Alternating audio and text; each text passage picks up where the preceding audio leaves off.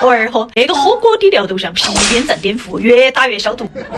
冷明的连明环我见多了，邪门的那还是第一个。万万没想到，健胃消食片有一天居然能和火锅底料联名。不是我说的话，发明那个火锅底料的人真的有点神。哎，你他娘的还真是个天才！第一眼看上去，我还以为是在搞笑，没想到居然是正儿八经的火锅底料。那种联名是想让我们边吃火锅边消食，战斗力从1小时变成2小时吗？正所谓小时火锅大块吃肉，不用担心越吃越瘦。罗二号真的是无敌了，好一场酣畅淋漓的养胃。我都想问一下，那个火锅一边吃一边消化，吃完肚儿得不得变大？